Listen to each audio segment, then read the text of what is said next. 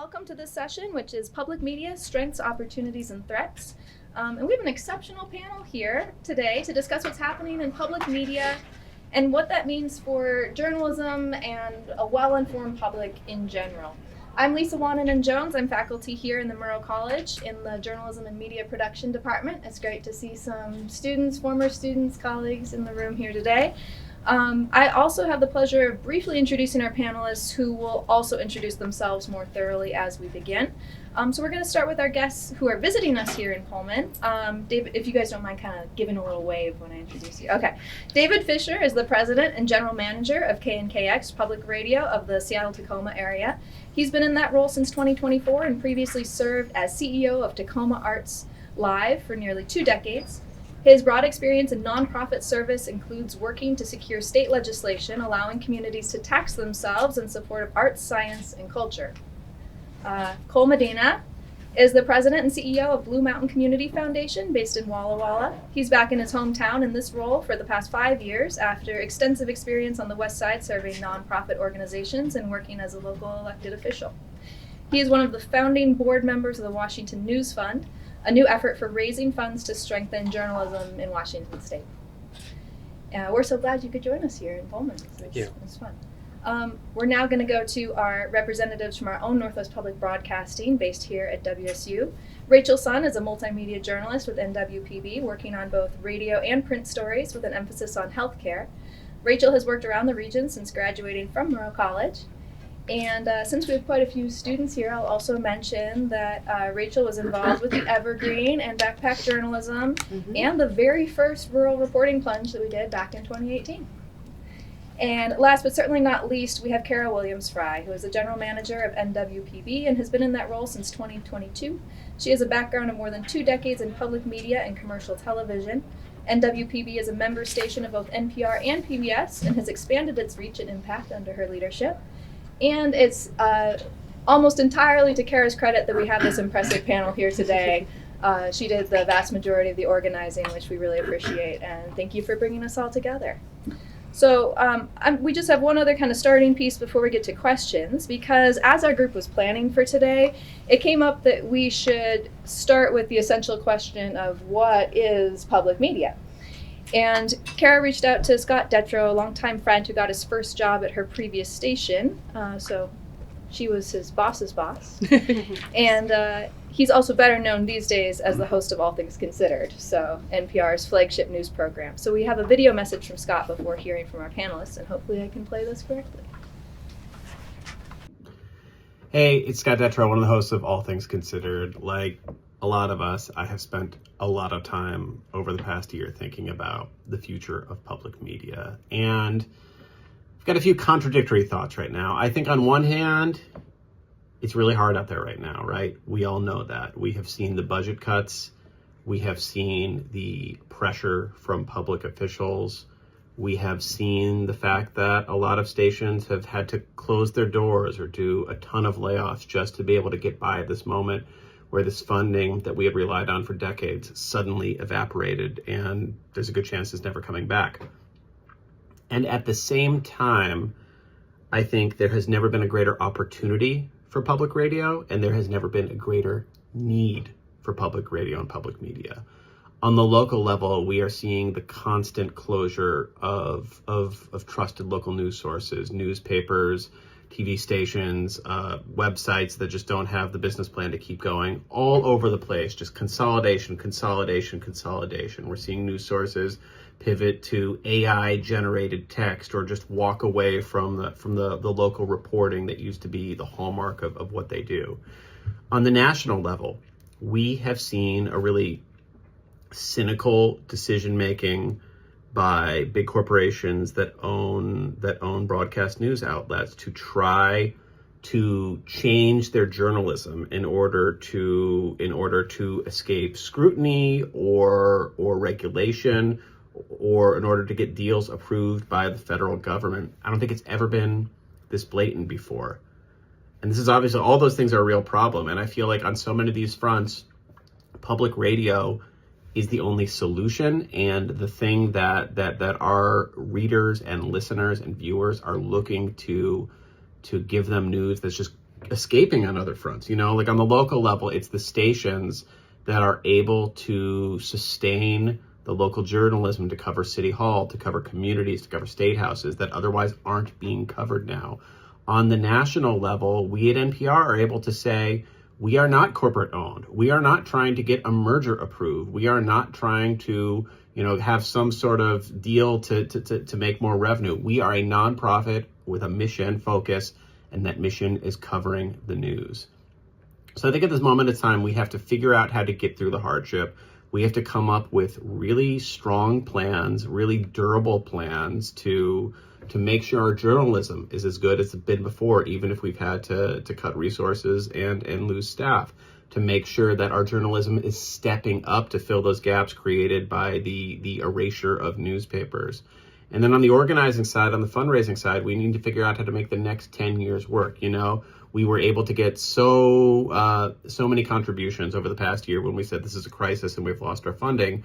Does that last for a long time? I don't know. We need a plan to get there, and we need to all work together on the editorial side, on the management side, to figure out what sort of changes we need to make so that we are continuing to be relevant 5 years, 10 years, 15 years, 20 years down the line.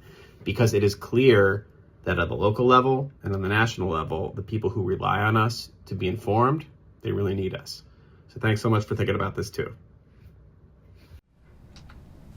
Great. A lot of thought-provoking ideas there. We're going to turn to our panel now, but I do want to point out that I just really want to hear you all talk too. So if at any point we need to take this a different direction or you want to ask each other for follow-ups, please feel free to do so. I'm hopeful that this is just a conversation where we get to dig into some of those issues. Let's start with a similar question that we will hear from each of you, and also give you a chance to introduce yourself a little bit more and what your work is like. What does public media mean to you, and how do you see your role in it? And just for this question, we'll start with Cara, since you really brought us all here today. Thank you, Lisa. So I agree with a lot of things that Scott said, there's no doubt. Last year, 2025, was just a really, really difficult year for public media, and that includes NWPB. And one of the things that I wanted to talk about public media and NWPB is we are located right here on the WSU campus, and I've met students that didn't even know that there was a public media station here. So we're an NPR and a PBS station, and what that means is we're a joint licensee, so we have radio and television, and we're right there in Murrow and Jackson Hall. So if you ever want to visit and you haven't met us before, we're here, we're accessible. But 2025 was really difficult. A lot of us have talked for years about losing federal funding, and that happened with the rescission vote last year. And it was not only the rescission of our previously scheduled money, because we were forward funded by 2 years.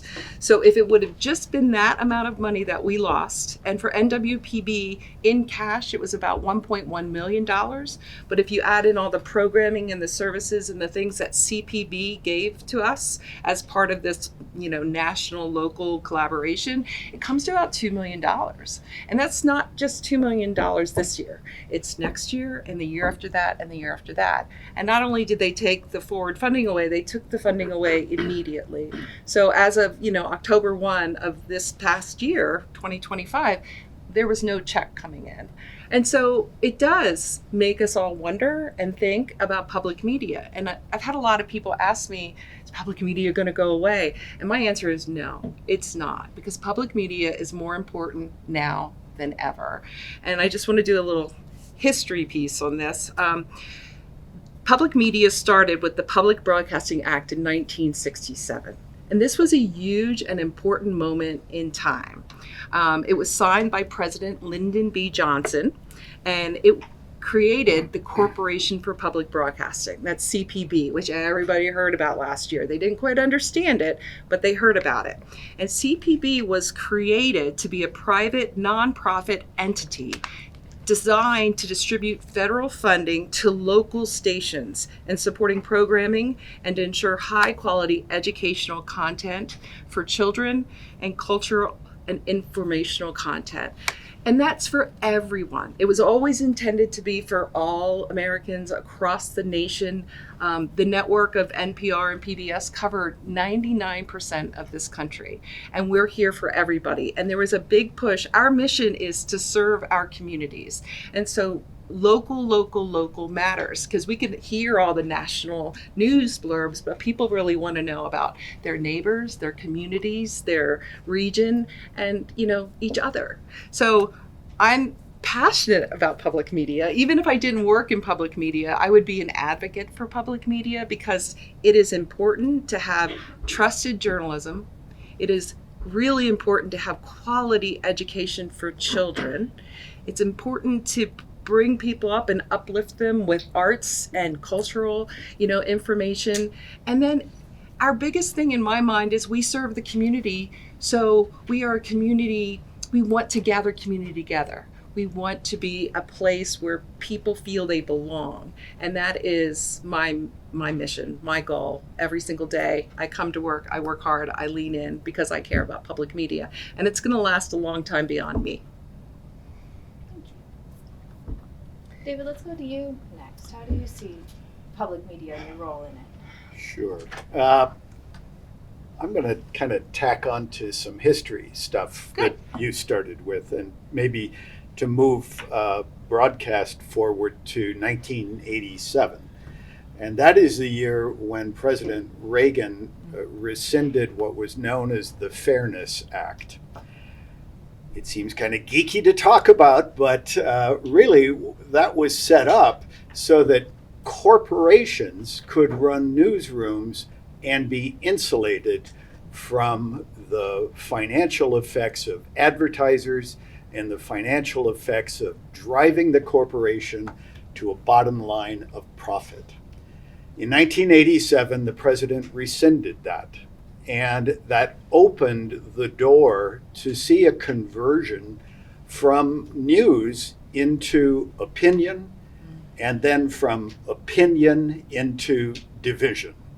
And that is what we've grown up with over a 40, 50-year period. Got even worse in 1996 with the Telecommunications Act under Bill Clinton. That opened up the internet. That opened up what has become social media. And then to fast forward to the dialogue that was happening around the CPB this year, the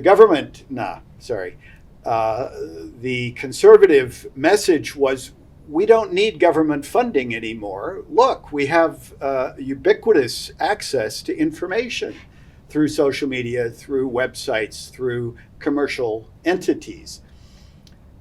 Completely avoiding the dialogue around the corporate, financial, and advertising influence that has affected news gathering and news reporting, and converted it, as I said, into opinion and division-based work. So, what has separated public media is that we have no bottom line to answer to, except that we have to balance our books.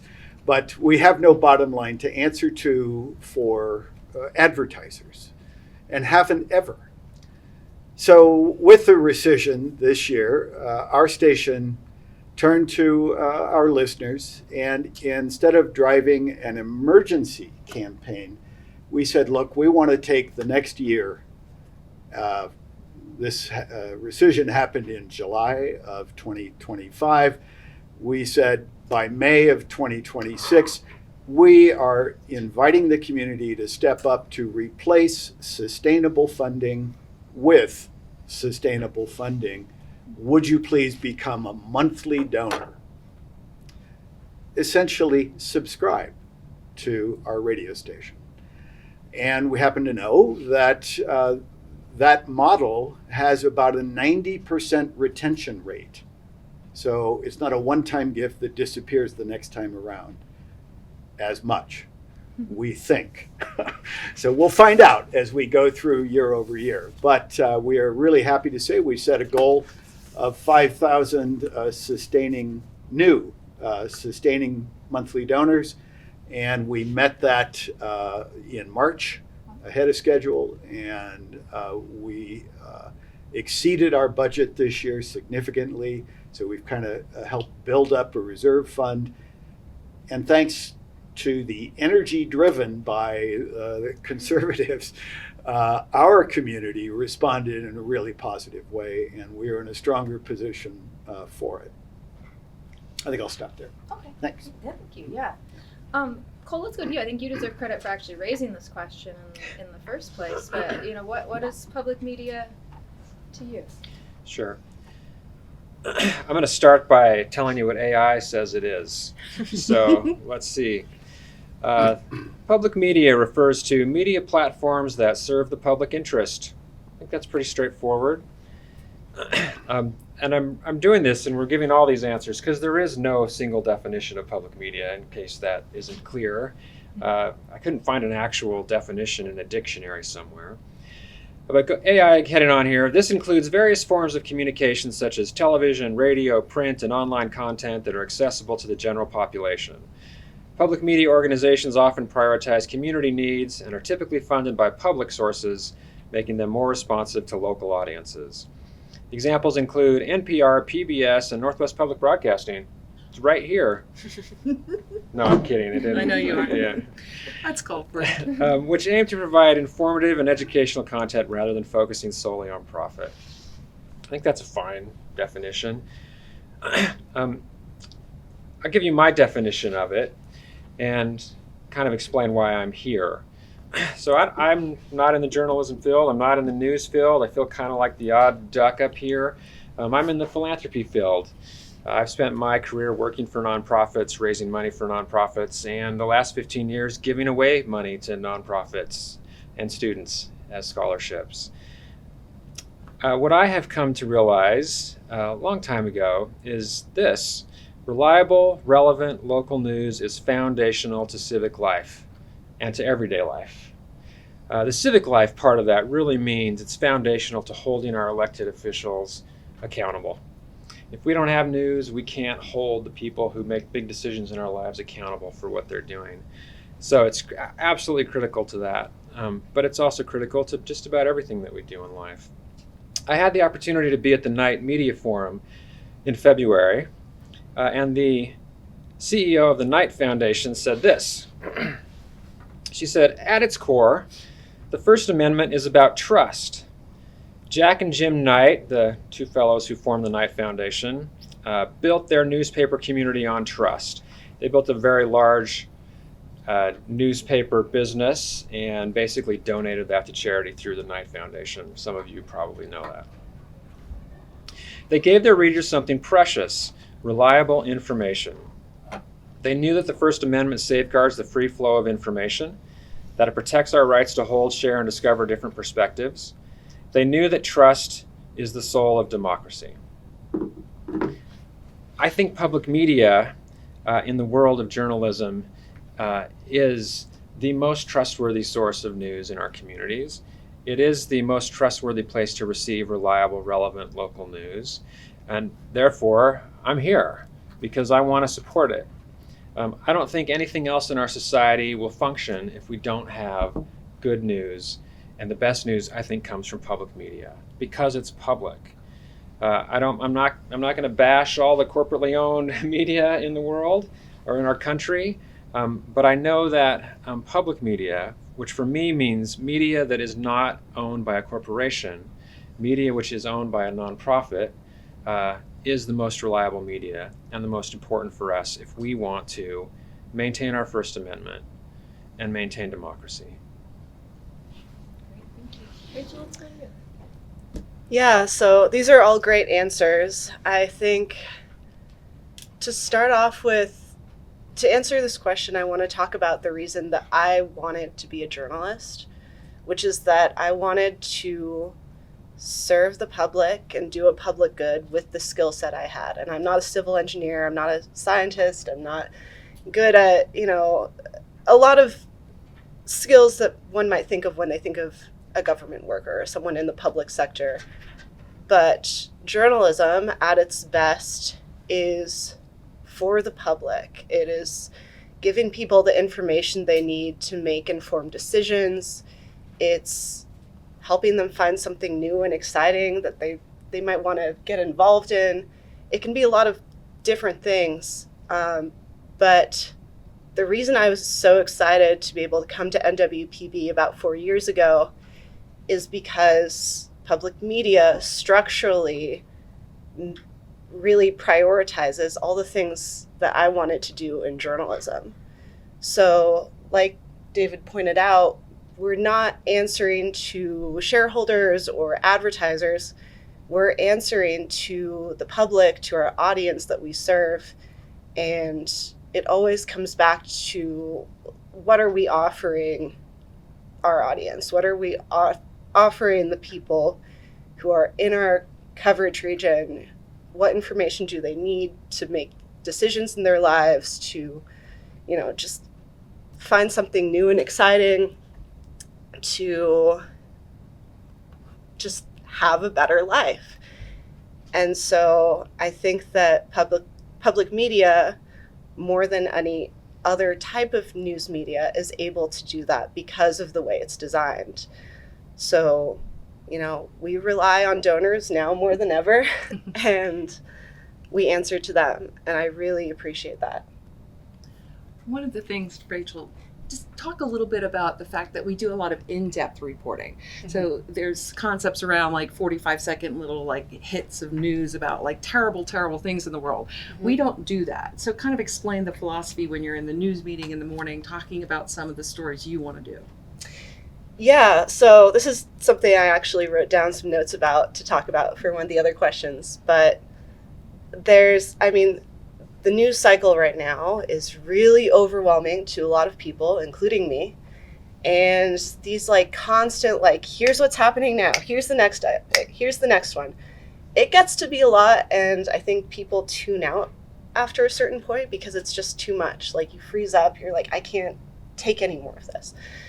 And so the philosophy I have, and I think a lot of the other reporters I work with have, is what is the information that we can provide to people that will actually help them? Not just here's one thing after another that's going to stress you out, but here's an explainer on this new type of healthcare approach that you might be interested in, or here's what you need to know about this vaccine. And I think that, breaking complicated things down in a way that people can understand, especially when there's just this onslaught of information constantly, is something that our audience really appreciates. I agree. And NWPB has all news station, but we also have a news and classical station combined, and the classical music gives people a respite sometimes from the news. And we also have a jazz station, and so does this person. And music and arts is so important. It's always been important, but I think in the last few years, you put a number to it, you have to have a place to go. You have to have a safe space. So I've always thought of public media as a very safe space for my children, for myself, for my mental health. And I find myself, punching away to our jazz station in my car, or, asking Siri to change it. And for you to have that mix of news and jazz, it's got to feel really good. And our donors and our listeners, they like having that. I agree. We hear from our listeners all the time that balance gives them a way to stay engaged in the news without becoming completely overwhelmed by it, and gives them a way to connect to the human spirit and to be refilled, get that cup refilled and energized, and not be in a bleak place. And then to your point, Rachel, I think our news director is really trying to move our reporting more and more to what she is referring to as solutions-oriented journalism, which is very much what you're talking about. And we don't want to just report, in the 80s they would say on the nightly news, if it bleeds, it leads. We don't want to just be starring in that, right? We want to provide ideas for change, ideas for community and civic engagement on whatever the problem may be, and where are problems being solved. And so we spend a lot of time on that as well. So. One of the reasons, like, I really wanted David on this panel with us was because across the state, we collaborate. The thing about public media that is so awesome is that we share.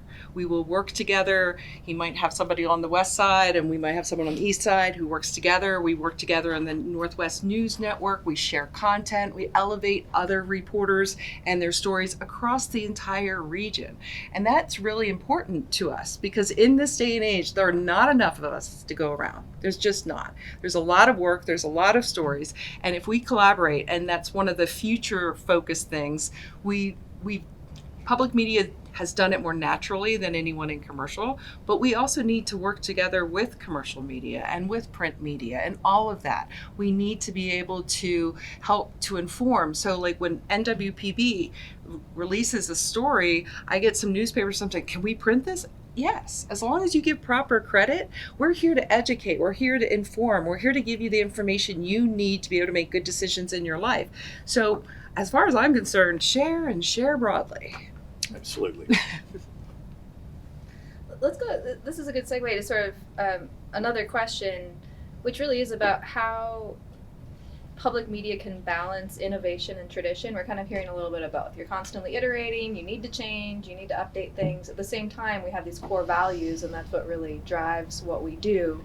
And even in the message earlier, we heard the phrase that stuck with me was continue to be relevant, right? You know, how do we continue to be relevant to the public while also tackling some of these challenges?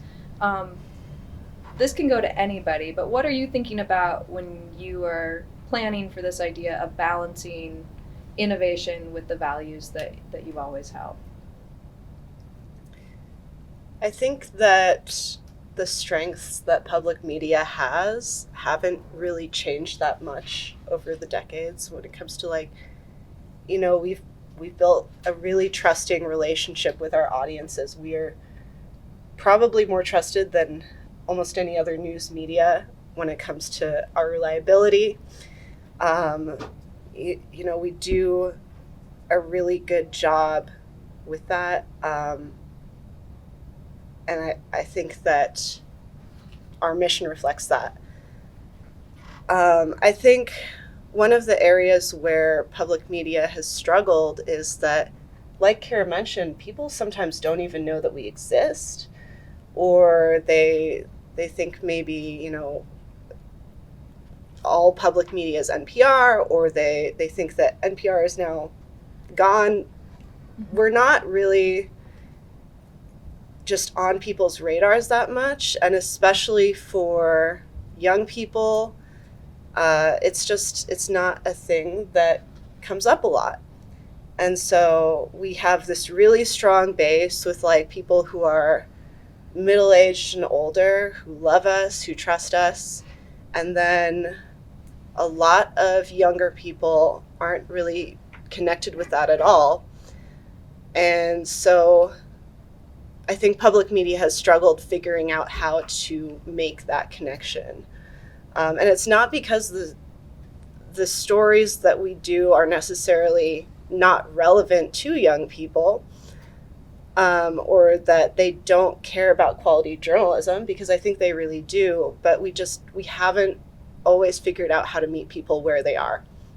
And so I think part of the problem is when you get a room full of people, you know, let's say 40 and over, talking about how to appeal to 20-year-olds, it's tough because even if you have data on, like, okay, these are things that, you know, people in this age demographic like, here's the platforms they're using, you don't necessarily always understand why something appeals to them, like the underlying reason.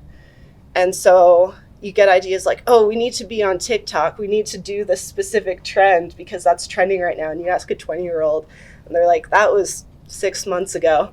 And I think part of the solution is bringing in more of the people who you're trying to appeal to and, like, asking them to lead that charge. So earlier we were just talking with Sydney Reed, who's a student who works with us. And, you know, Sydney has done a great job on with a lot of different things we've thrown at her, but one of them is social media and helping us like polish that and get it more off the ground and be relevant. And so I think that's really important. And then I think it's also important to note that, like, you know, at the end of the day, I think everyone wants to have a news source they feel that they can trust, that provides digestible information and that helps them deal with the problems that they're dealing with in life. And you know, back to the point about solutions journalism, like, are we actually looking at what people need more information about or need help with in some way? And so, you know, you need to engage the people who are, you need to engage your target audience, not just by throwing stuff at them, but by asking them what's relevant to you. And then also, like, remember, they're not an alien species. They're just like going about things in a slightly different way, but those core values stay the same.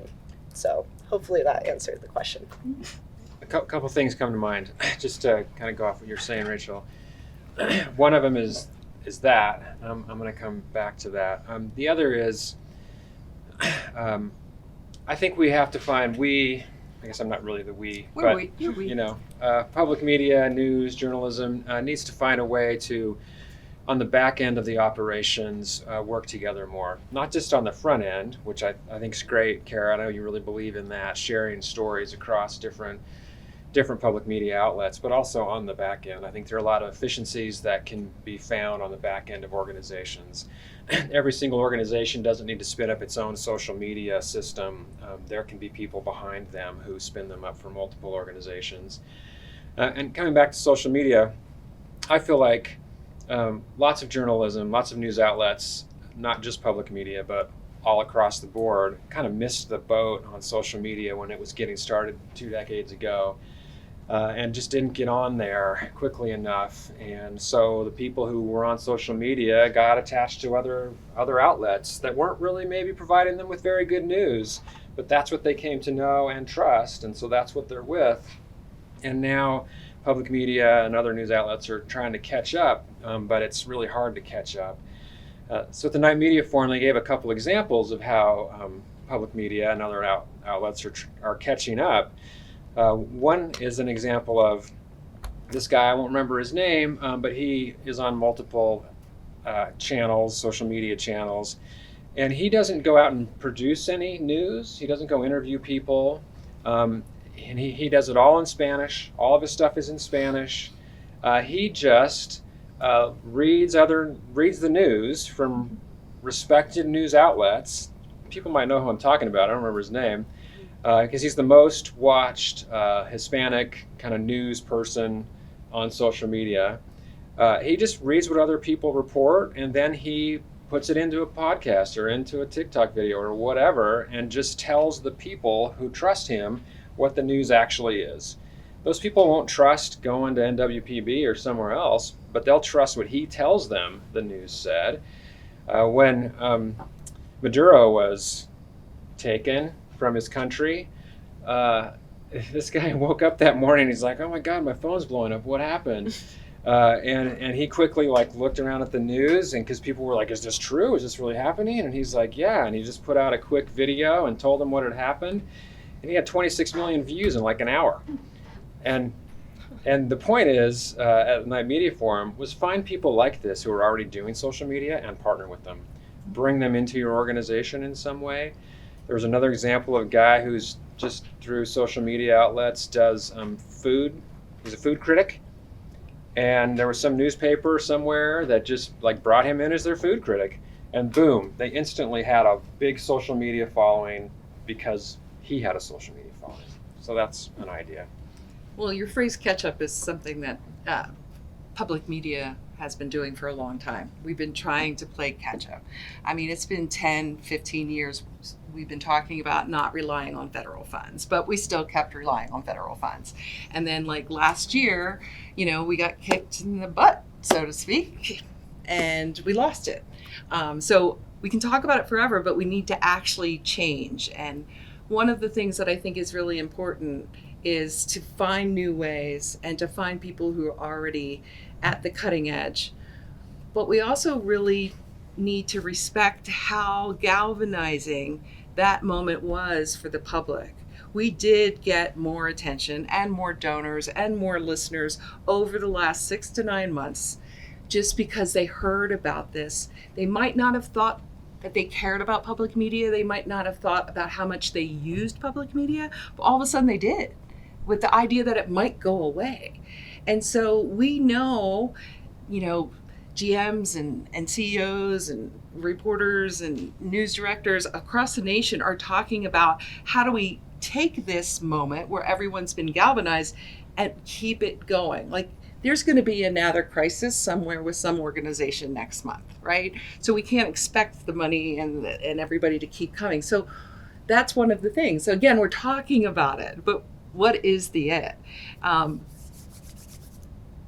Rachel said a few minutes ago, and unfortunately, public media has often been, the best kept secret, but it is really good quality. And so we just have to make sure that everyone out there in the audience has the opportunity or the belief to tell us what it is that they need. So what we need to do is listen. I mean, the word listen, I think, is, if I had to sum it up in one word, how we move forward, it's listen. I agree.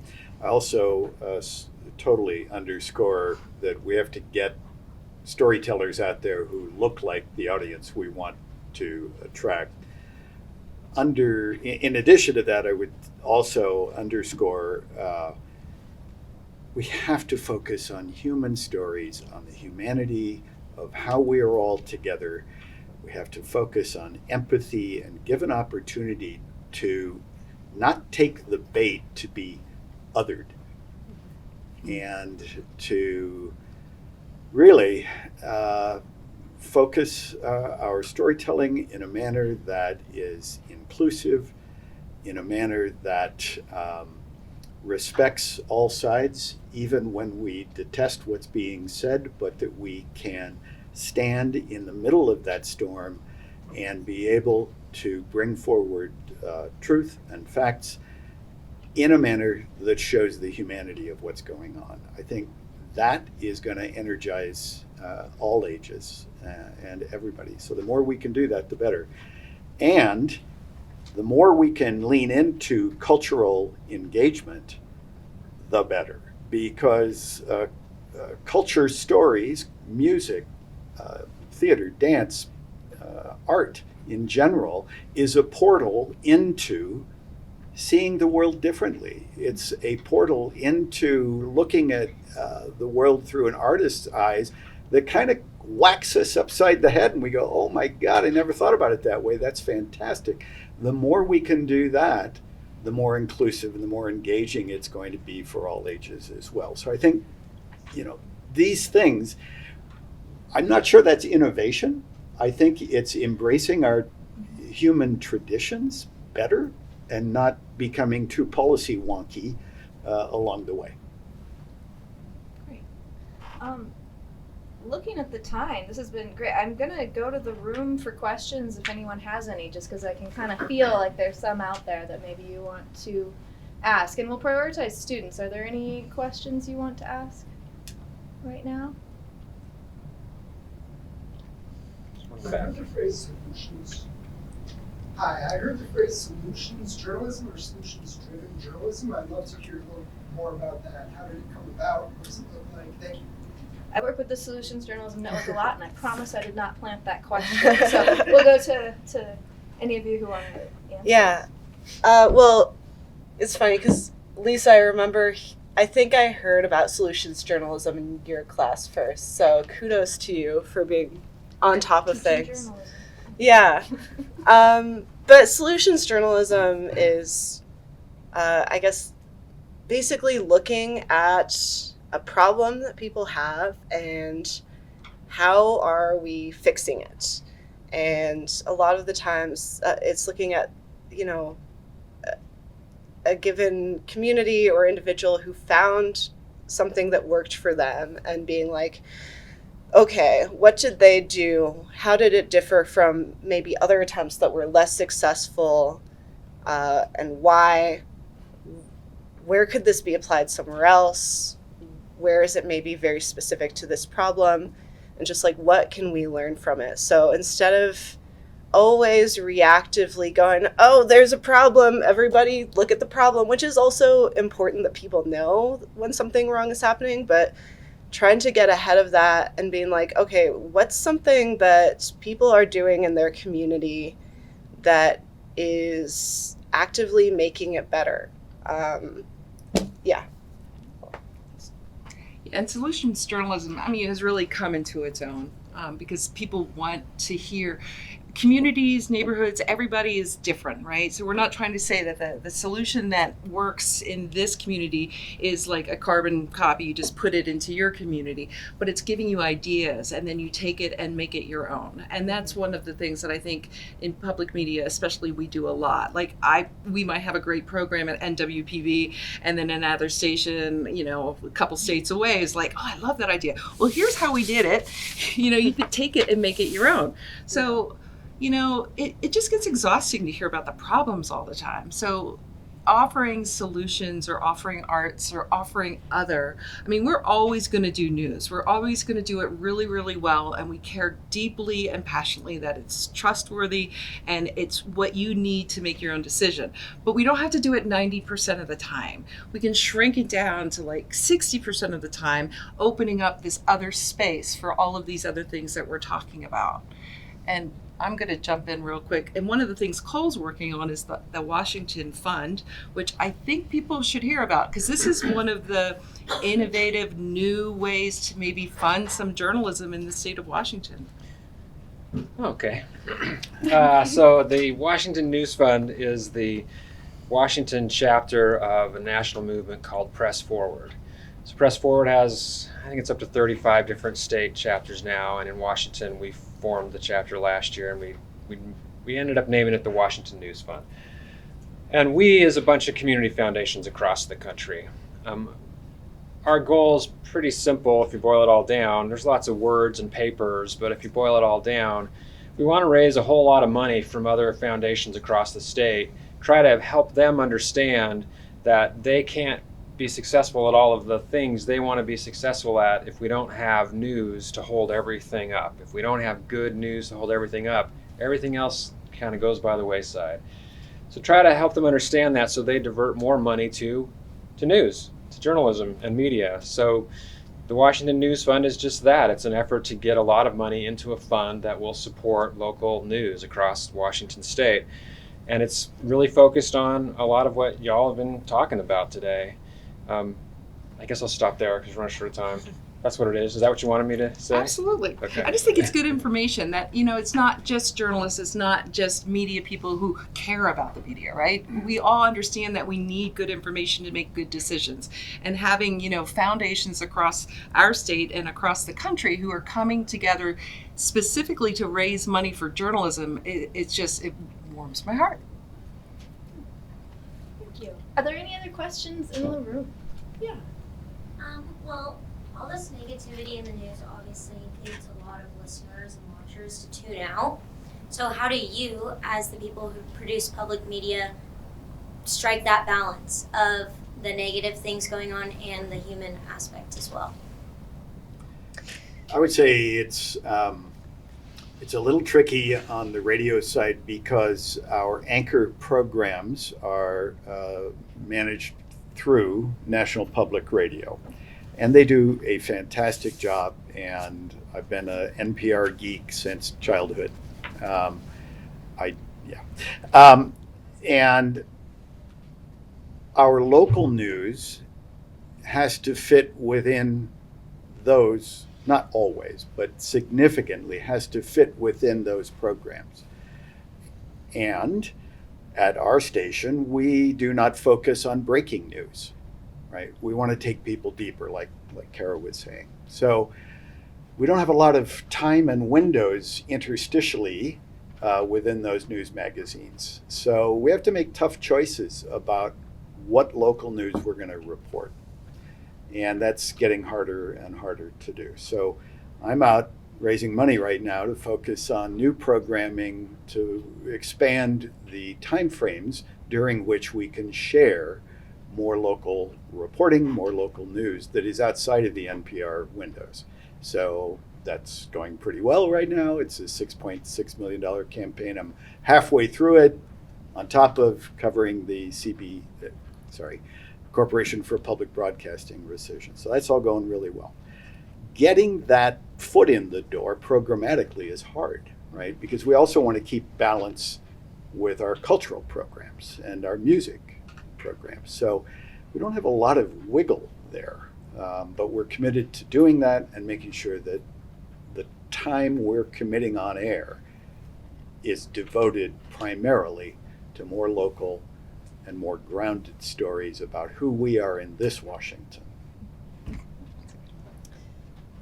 I mean, I think from the newsroom perspective, it goes back to what we were just talking about with solutions journalism and, finding those hopeful stories that are still useful to people. It's not just a fluff piece, but it's like, here's something that's actually working and it's pretty cool. And here's what I can tell you about it. That is a huge part, of, I think, why we're trying to put more of a focus on solutions journalism. Is not only is it helpful, it's hopeful, and it makes people feel good, and it keeps them from just freezing up and tuning out.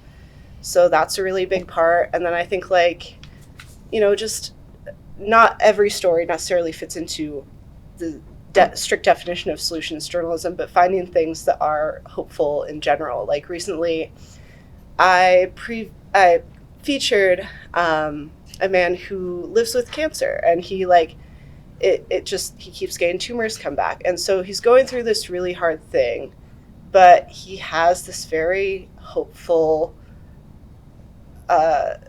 just vibrant perspective on life. And it kind of the crux of the story was how do you find light and hope and what's important to you when you're dealing with something that's really dark? And I think that that's something that resonates, especially at a time like this. So, just you have to remember as a journalist that there are still good, hopeful things happening, and then look for those to share with your audience. Do we have maybe time for one more question, if there is one? Yeah. We're talking about local news, Yep. which I think is also an important part of bridging the polarization that is out there in perception politically. But I'm wondering, in terms of what you want to do with feature stories and in terms of the local piece, do you foresee having an opportunity to break into that NPR schedule? So there's a morning 8:45, 15-minute local newscast every morning, or other time segments like that. And that bird may have flown, but I'm interested in your perception of giving me a reason to tune in during the morning drive or at noon or in the evening for a local piece of news that's not coming out of DC. We are doing that. Okay. And at the same time, that's a tough balance because we don't want to step on the quality of what NPR is providing us. It's a black hole that you have to feed every day. Well, that we can do. We have a lot of material for black holes, but I think it's just tough to figure out what are we going to step on from NPR, but we do. We've also done this other thing that I've asked the team to focus on, which is bring more music from our jazz side, bring more cultural stories and music stories into the NPR news magazines. And so we've created some features weekly that do that, and we're getting great response from the audience. So we know we're going down the right path. I think we just have to figure out where will this new programming live so it doesn't step too much on NPR. But we do step on NPR sometimes. Yeah, we do. But I also have to say there are people who don't understand the difference between NPR and NWPB. So they will hear a story that they hate, and they will send us an email about how much they hate it, and because it was this, and this, and it's like, okay. So I have to email them back. We email everyone back within 24 to 48 hours. It's their goal. But so we can cover a block. and we will. We can do an 8-minute feature. Because sometimes it warrants that. You don't want to create a longer feature just to make it longer. You want it to be whatever it needs to be, whether it's 2 minutes, 4 minutes, 6 minutes, or 8 minutes. We can make that work within the NPR clock. But yeah, the consistency of, do you always want it at the same time, the same block every day? Can we manage that right now? We absolutely can. We don't have enough staff at this point because the rescission did hit hard. However, one of the things we were able to do, we had a team of people for NWPB's programming. It literally started yesterday, where we revamped like 19 different shows. We either moved where they're placed or we removed them all together and we added new shows. And one of the things that we did very thoughtfully was look at the flow of the shows. Because we've heard a lot, like people listen to ATC, Morning Edition, I'll say. Morning Edition in the morning, and then it goes right into another show that's just talking about the same problem, the same national story, the same issue, often the same guest. It's like hours of it. So we move things around strategically and in a way that we hope people can listen to better. People don't like change, though. We've been hearing a lot about that. But we did a 4-show block on Sundays now that will have All Songs Considered, Tiny Desk Radio, which everybody loves, Alt Latino, and in our own production, Press A to Play, which is about, video game music and what it means to you if you were a kid playing it. So now we have this 4 hours, and someone's like, oh, you're putting music, not 4 hours, 4 shows in 2 hours. Someone's like, oh, you're putting music on the news. It's a conversation about music with music in it. So these are the things we're taking steps to change. But I mean, people have to hear it, and then they have to, talk to others about it. And that's our hope, is we're going to continue on, and we're going to try to answer what the audience is telling us that they need. Great, thank you. We are at time for this session, although now I feel like I have even more questions than when we started. If people do want to talk to you around Symposium and later, are you open to that? Absolutely. All right, great. Thank you so much all for being Thanks here. for coming. Thank you to our panelists. Thank you. Thank you.